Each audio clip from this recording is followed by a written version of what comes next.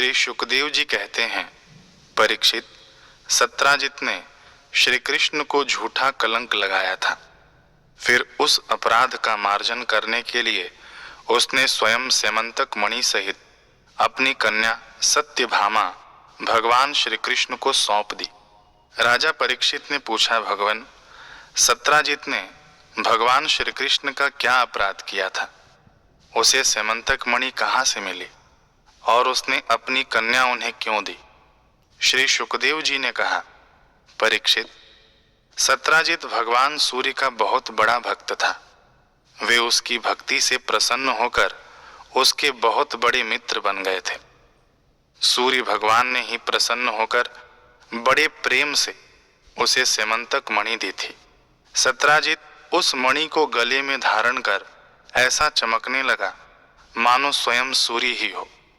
परीक्षित, जब सत्राजित द्वारका में आया तब अत्यंत तेजस्विता के कारण लोग उसे पहचान न सके।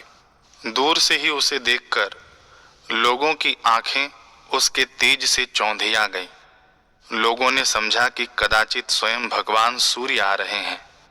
उन लोगों ने भगवान के पास आकर उन्हें इस बात की सूचना दी। उस समय भगवान श्री कृष्ण चौसर खेल रहे थे। लोगों ने कहा, शंख चक्र गदाधारी नारायण, कमल नयन दामोदर, यदुवंश शिरोमणि गोविंद, आपको नमस्कार है। जगदीश्वर, देखिए, अपनी चमकीली किरणों से लोगों के नेत्रों को चौंधियाते हुए प्रचंड रश्मि भगवान सूर्य आपका दर्शन करने आ रहे हैं। प्रभु, सभी श्रेष्ठ देवता त्रिलोकी में आपकी प्राप्ति का मार्ग ढूंढते रहते हैं, किंतु उसे पाते नहीं। आज आपको यदुवंश में छिपा हुआ जानकर स्वयं सूर्य नारायण आपका दर्शन करने आ रहे हैं। श्री सुखदेव जी कहते हैं, परीक्षित, अनजान पुरुषों की यह बात सुनकर कमल नयन भगवान श्री कृष्ण हंसने लगे। उन्होंने कहा, अरे, ये सूर्य देव नहीं है, यह तो सत्राजित है जो मणि के कारण इतना चमक रहा है। इसके बाद सत्राजित अपने समृद्ध घर में चला आया। घर पर उसके शुभागमन के उपलक्ष्य में मंगल उत्सव मनाया जा रहा था। उसने ब्राह्मणों के द्वारा स्यमंतक मणि को एक देव मंदिर में स्थापित करा दिया। परीक्षित, वह मणि प्रतिदिन 8 भार सोना दिया करती थी और जहां वह पूजित होकर रहती थी वहां दुर्भिक्ष, महामारी, ग्रह पीड़ा, सर्प भय, मानसिक और शारीरिक व्यथा तथा मायावियों का उपद्रव आदि कोई भी अशुभ नहीं होता था। एक बार भगवान श्री कृष्ण ने प्रसंगवश कहा, सत्राजित, तुम अपनी मणि राजा उग्रसेन को दे दो। परंतु वह इतना लोभी था कि भगवान की आज्ञा का उल्लंघन होगा इसका कुछ भी विचार न करके उसे अस्वीकार कर दिया। एक दिन सत्राजित के भाई प्रसेन ने उस परम प्रकाशमयी मणि को अपने गले में धारण कर लिया और फिर वह घोड़े पर सवार होकर शिकार खेलने वन में चला गया। वहां एक सिंह ने घोड़े सहित प्रसेन को मार डाला और उस मणि को छीन लिया। वह अभी पर्वत की गुफा में प्रवेश कर ही रहा था कि मणि के लिए ऋक्षराज जाम्बवान ने उसे मार डाला। उन्होंने वह मणि अपनी गुफा में ले जाकर बच्चे को खेलने के लिए दे दी। अपने भाई प्रसेन के न लौटने से उसके भाई सत्राजित को बड़ा दुख हुआ। वह कहने लगा, बहुत संभव है श्री कृष्ण ने ही मेरे भाई को मार डाला हो, क्योंकि वह मणि गले में डालकर वन में गया था। सत्राजित की यह बात सुनकर लोग आपस में कानाफूसी करने लगे। जब भगवान श्री कृष्ण ने सुना कि यह कलंक का टीका मेरे ही सिर लगाया गया है, तब वे उसे धो बहाने के उद्देश्य से नगर के कुछ सभ्य पुरुषों को साथ लेकर प्रसेन को ढूंढने के लिए वन में गए। वहां खोजते खोजते लोगों ने देखा कि घोर जंगल में सिंह ने प्रसेन और उसके घोड़े को मार डाला है। जब वे लोग सिंह के पैरों का चिन्ह देखते हुए आगे बढ़े, तब उन लोगों ने यह भी देखा कि पर्वत पर एक रीछ ने सिंह को भी मार डाला है। भगवान श्री कृष्ण ने सब लोगों को बाहर ही बिठा दिया और अकेले ही घोर अंधकार से भरी हुई ऋक्षराज की भयंकर गुफा में प्रवेश किया। भगवान ने वहां जाकर देखा कि श्रेष्ठ मणि स्यमंतक को बच्चों का खिलौना बना दिया गया है। वे उसे हर लेने की इच्छा से बच्चे के पास जा खड़े हुए। उस गुफा में एक अपरिचित मनुष्य को देखकर बच्चे की दाई भयभीत की भांति चिल्ला उठी। उसकी चिल्लाहट सुनकर परम बली ऋक्षराज जांबवान क्रोधित होकर वहां दौड़े आए। परीक्षित, जांबवान उस समय कुपित हो रहे थे। उन्हें भगवान की महिमा, उनके प्रभाव का पता न चला। उन्होंने उन्हें एक साधारण मनुष्य समझ लिया और वे अपने स्वामी भगवान श्री कृष्ण से युद्ध करने लगे। जिस प्रकार मांस के लिए दो बाज आपस में लड़ते हैं, वैसे ही विजयाभिलाषी भगवान श्री कृष्ण और जांबवान आपस में घमासान युद्ध करने लगे। पहले तो उन्होंने अस्त्र शस्त्रों का प्रहार किया, फिर शिलाओं का, तत्पश्चात वे वृक्ष उखाड़कर एक दूसरे पर फेंकने लगे। अंत में उनमें बाहु युद्ध होने लगा।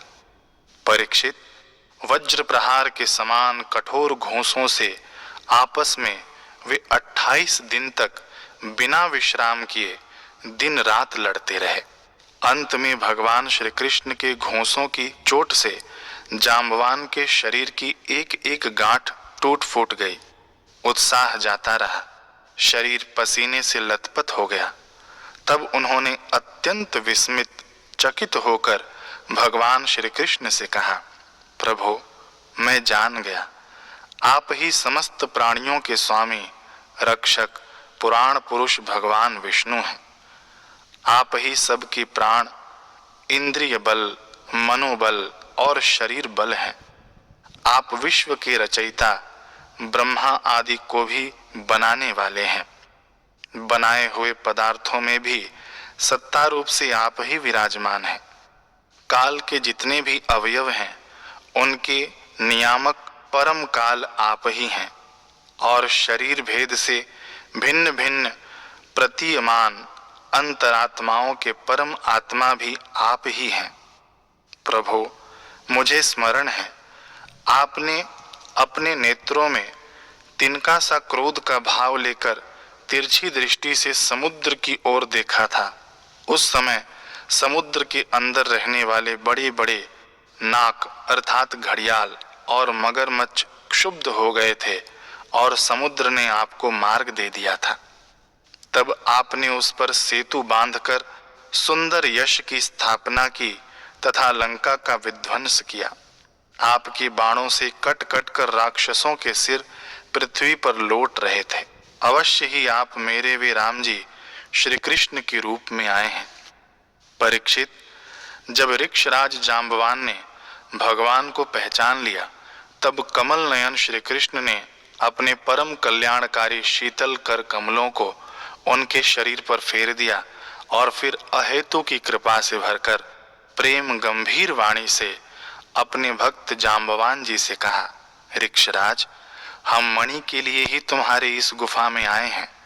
इस मणि के द्वारा मैं अपने पर लगे झूठे कलंक को मिटाना चाहता हूँ। भगवान के ऐसा कहने पर जांबवान ने बड़े आनंद से उनकी पूजा करने के लिए अपनी कन्या कुमारी जांबवती को मणि के साथ उनके चरणों में समर्पित कर दिया।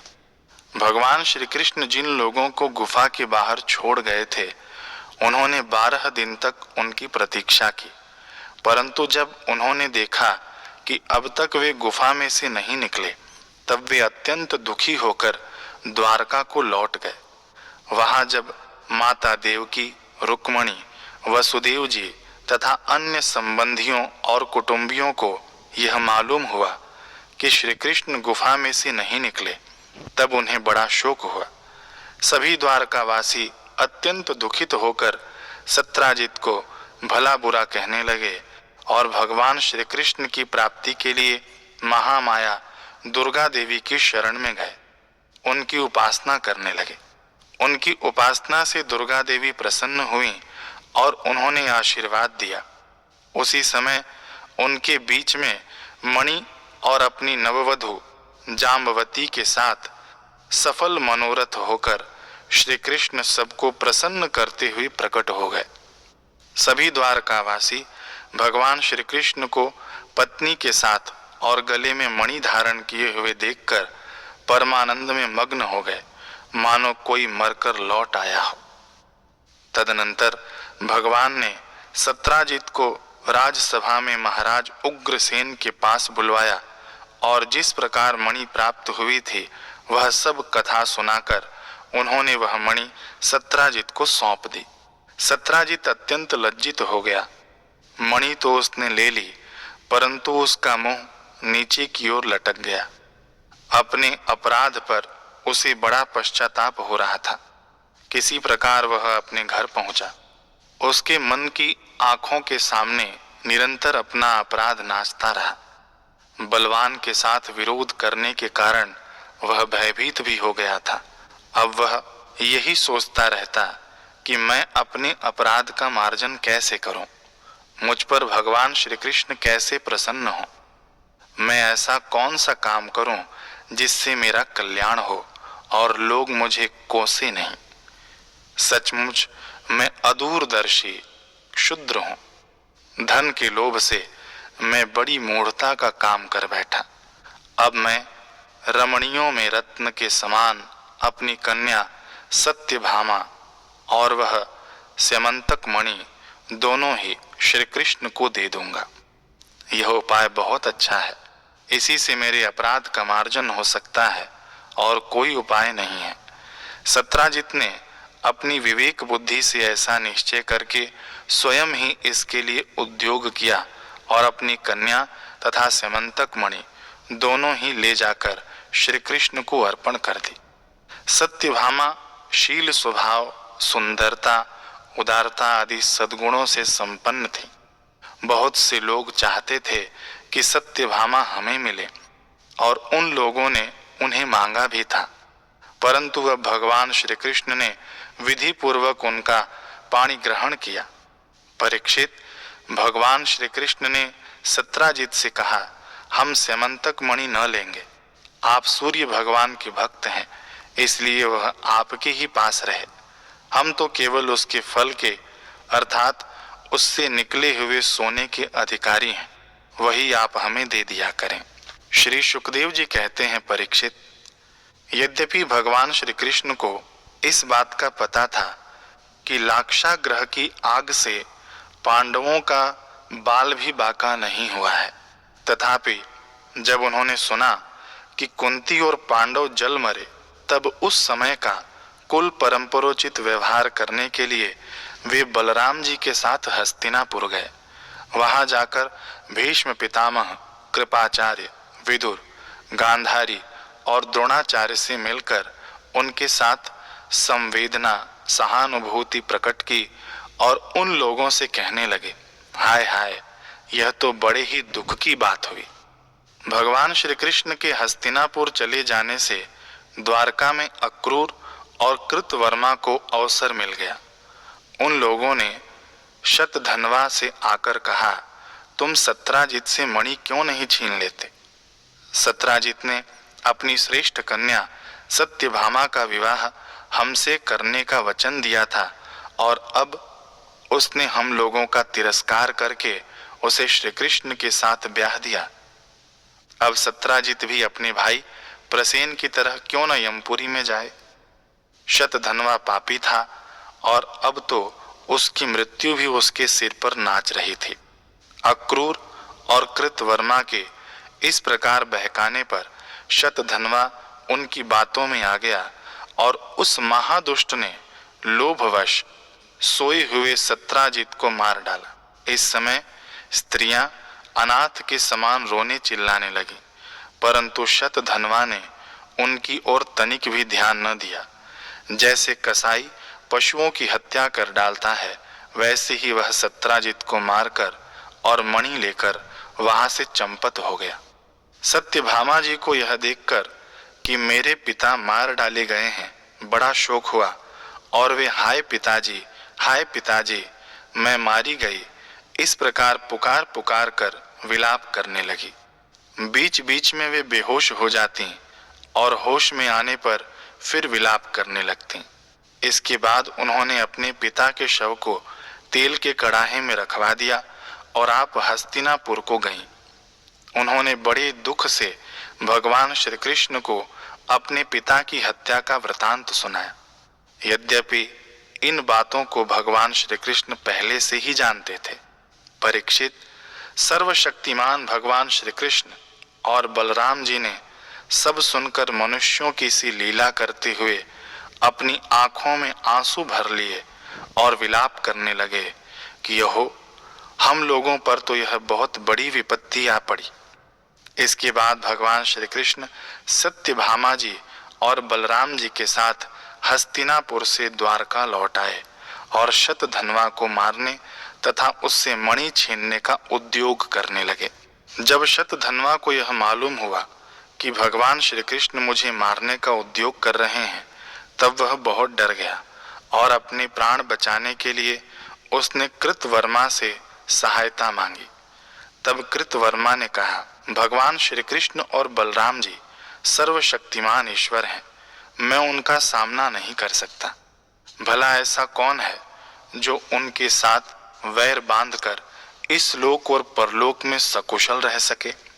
तुम जानते हो कि कंस उन्हीं से द्वेष करने के कारण राज्य लक्ष्मी को खो बैठा और अपने अनुयायियों के साथ मारा गया। जरासंध जैसे शूरवीर को भी उनके सामने 17 बार मैदान में हार कर बिना रथ के ही अपनी राजधानी में लौट जाना पड़ा था। जब कृतवर्मा ने उसे इस प्रकार टका सा जवाब दे दिया, तब शतधन्वा ने सहायता के लिए अक्रूर जी से प्रार्थना की। उन्होंने कहा, भाई, ऐसा कौन है जो सर्वशक्तिमान भगवान का बल पौरुष जानकर भी उनसे वैर विरोध ठाने, जो भगवान खेल खेल में ही इस विश्व की रचना, रक्षा और संहार करते हैं तथा जो कब क्या करना चाहते हैं इस बात को माया से मोहित ब्रह्मा आदि विश्व विधाता भी नहीं समझ पाते, जिन्होंने 7 वर्ष की अवस्था में जब वे निरे बालक थे, एक हाथ से ही गिरिराज गोवर्धन को उखाड़ लिया और जैसे नन्हे नन्हे बच्चे बरसाती छाते को उखाड़कर हाथ में रख लेते हैं, वैसे ही खेल खेल में 7 दिनों तक उसे उठाए रखा। मैं तो उन भगवान श्री कृष्ण को नमस्कार करता हूँ। उनके कर्म अद्भुत हैं, वे अनंत, अनादि, एक रस और आत्म स्वरूप हैं। मैं उन्हें नमस्कार करता हूँ। जब इस प्रकार अक्रूर जी ने भी उसे कोरा जवाब दे दिया, तब शतधन्वा ने सेमंतक मणि उन्हीं के पास रख दी और आप 400 कोस लगातार चलने वाले घोड़े पर सवार होकर वहां से बड़ी फुर्ती से भागा। परीक्षित, भगवान श्री कृष्ण और बलराम दोनों भाई अपने उस रथ पर सवार हुए जिस पर गरुड़ चिन्ह से चिन्हित ध्वजा फहरा रही थी और बड़े वेग वाले घोड़े जुते हुए थे। अब उन्होंने अपने श्वसुर सत्राजित को मारने वाले शतधन्वा का पीछा किया। मिथिलापुरी के निकट एक उपवन में शतधन्वा का घोड़ा गिर पड़ा। अब वह उसे छोड़कर पैदल ही भागा। वह अत्यंत भयभीत हो गया था। भगवान श्री कृष्ण भी क्रोध करके उसके पीछे दौड़े।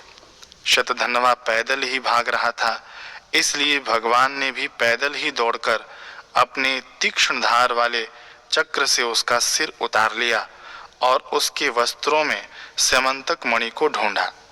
परंतु जब मणि मिली नहीं, तब भगवान श्री कृष्ण ने बड़े भाई बलराम जी के पास आकर कहा, हमने शतधन्वा को व्यर्थ ही मारा, क्योंकि उसके पास सेमंतक मणि तो है ही नहीं। बलराम जी ने कहा, इसमें संदेह नहीं कि शतधन्वा ने सेमंतक मणि को किसी न किसी के पास रख दिया है।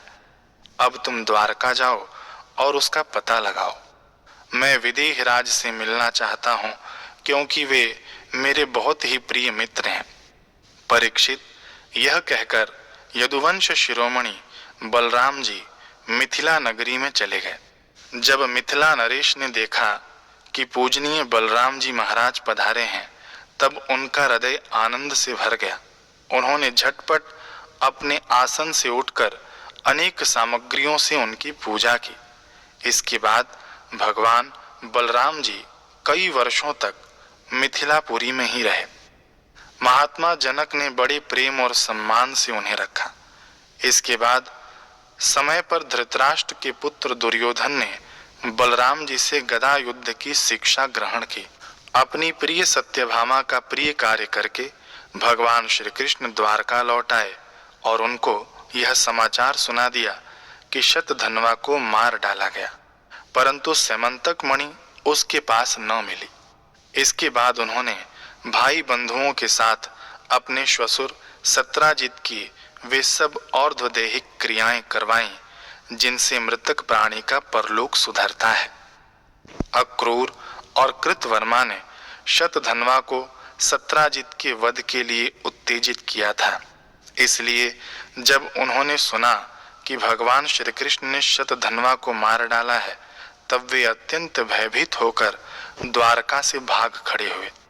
परीक्षित, कुछ लोग ऐसा मानते हैं कि अक्रूर के द्वारका से चले जाने पर द्वारका वासियों को बहुत प्रकार के अनिष्टों और अरिष्टों का सामना करना पड़ा।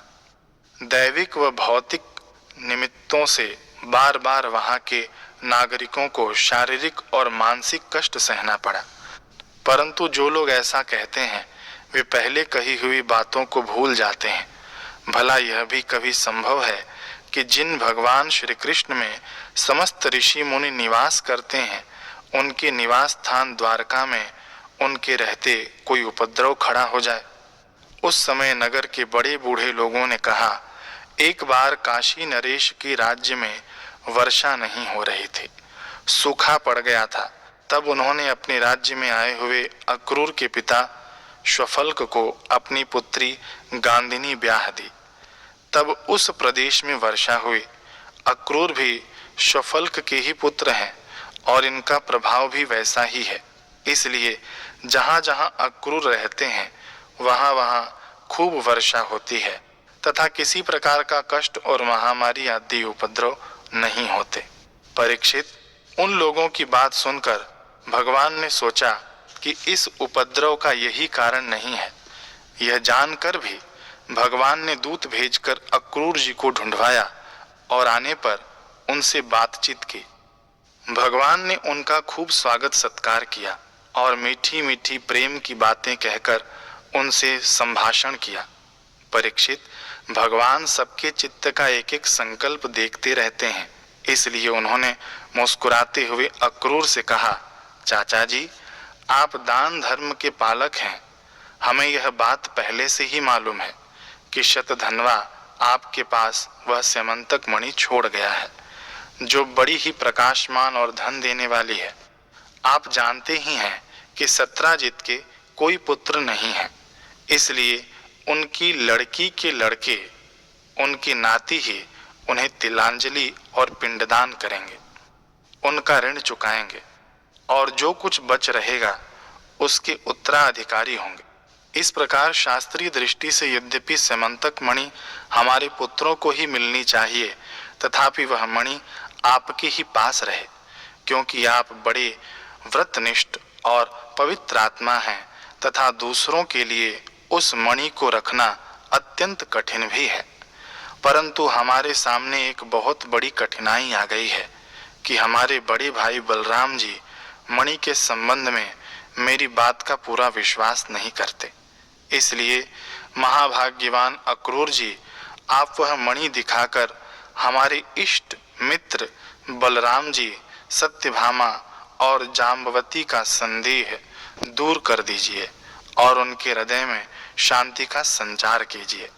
हमें पता है कि उसी मणि के प्रताप से आजकल आप लगातार ही ऐसे यज्ञ करते रहते हैं जिनके सोने की वेदियां बनती हैं। परीक्षित, जब भगवान श्री कृष्ण ने इस प्रकार सांत्वना देकर उन्हें समझाया बुझाया, तब अक्रूर जी ने वस्त्र में लपेटी हुई सूर्य के समान प्रकाशमान वह मणि निकाली और भगवान श्री कृष्ण को दे दी। भगवान श्री कृष्ण ने वह स्यमंतक मणि अपने जाति भाइयों को दिखाकर अपना कलंक दूर किया और उसे अपने पास रखने में समर्थ होने पर भी पुनः अक्रूर जी को लौटा दिया। सर्वशक्तिमान सर्वव्यापक भगवान श्री कृष्ण के पराक्रम से परिपूर्ण यह आख्यान समस्त पापों, अपराधों और कलंकों का मार्जन करने वाला तथा परम मंगलमय है। जो इसे पढ़ता, सुनता अथवा स्मरण करता है वह सब प्रकार की अपकीर्ति और पापों से छूटकर शांति का अनुभव करता है।